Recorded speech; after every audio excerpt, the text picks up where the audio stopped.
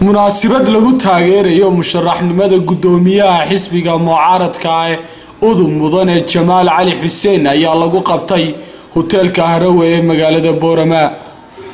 xafladani ballaadhneed ayaa waxaa ka soo qayb galay dhalinyaro iskugu jirta wiilal iyo gabdho kuwaasi oo muujinayay sida ay u soo dhaweynayaan isla markaasina ay u taageersan yihiin musharaxnimada gudoomiyaha ee xisbiga mucaaradka ah udub ee mudane Jamaal Cali Xuseen. ugu horeyntii waxaa ka hadlay munaasabadaasi garayaqaan Caydaruus Cali Cabdilaahi oo ku hadlayay afhayeenka garabka dhalinyarada ee xisbiga udub ee gobolka Awdal. waxaanu sheegay in ay munaasabadani u qabteen in ay ayidsan yihiin in mudane Jamaal Cali Xuseen uu noqdo musharaxa gudoomiyaha ee xisbiga mucaaradka ah ee udub. laakiin shucuurtayada iyo hamigayga dhalinyarnimo ee nagu jira aanu ka turjumayno mar walba waxaan maxad u celinayaa golaha fulinta xisbiga udub iyo gudoomiye ku-xigeenkiisa waxa la aad baa u mahadsantiin kulli go'aan mar hadii la gaaro go'aan labaad la gaari maayo marka waxay la tahay in Jamaal Cali Xuseen uu la taageero annaguna aanu taageersanahay gobolka iyo dhammaan Somaliland haddii aanu nahay dhalinyarta gobolka anagu inta baxnaa soo mari doono gobol walba aanu tagi doono ana kala soo hadli doono magaca waxaan baarsan yahay afarta area meesha ku qoran aan kala soo hadli doono lixda gobol ee Somaliland ka kooban tahay waxaan idinku mahad celinayaa salaanta islaamka. assalaamu calaykum waraxmatullaahi wabarakaatuh. aabbaadni u mahadsantiin. assalaamu calaykum waraxmatullaahi wabarakaatuh.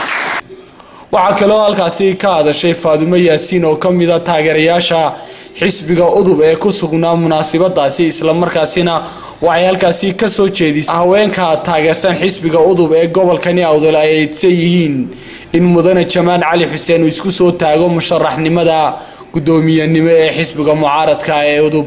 labaad waxaynu aad ugu faraxsanahay mudane musharaxeena mudane Jamaal Cali Xuseen oo aynu gobolkeena Awdal horumar iyo wanaag aynu ka rabno insha Allah ta'ala ku guuleysan doonana waxa kale oo aynu halkan ka dhiirigelinaynaa inaynu nahay dad u soo jeeda horumarinayna Awdal gobolkooga rabana musharaxooga mudane Cali Xuseen waxaanu ku leenahay ku soo dhawow Awdal oo adigu leedahay iyo gobolkaaga dhalinyarta anaguna garabkaaga ayaanu taagnahay. assalaamu calaykum waraxmatullaahi wabarakaatuh. ugu dambeyntii waxaa munaasabadaasi lagu taageerayo musharaxnimada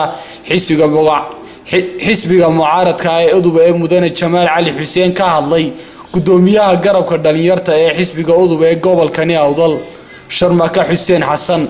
waxaanu ka sheekeeyay taariikhdii iyo guulihii xisbiga udub uu soo hooyay intii uu talada hayay. waxaanu sheegay in mudane Jamaal Cali Xuseen uu yahay shakhsi ku haboon jagada gudoomiyaha ee xisbigan. aad iyo aad aniga farxadii ah oo aad iyo aad aan ugu faraxsanahay baaqi ama codsiga aan u dirnay musharaxa dhalinyarta ah ee Jamaal Cali Xuseen oo naga soo aqbalay codsigeega ka dhalinyar ahaan gobolka Awdal.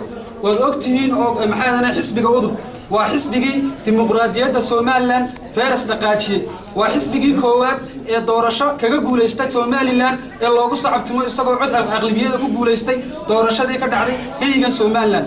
waa xisbiga labaad ee mar labaad xisbigii lagu aasaasay jamhuuriyadda Somaliland xisbigii koowaad ee la aasaasay ayuuna ahaa. waana xisbiga saddexaad ee aad aragtaan sida anshaxa asluubta karaamada leh ee uu ku wareejiyay xilkii lagala wareegay doorashadii dhaweyd waana kuna wareejiyay mudane Daahir Riyaale Kaahin madaxweynaha hadda talada haya Axmed Maxamuud Maxamed Siilaayo.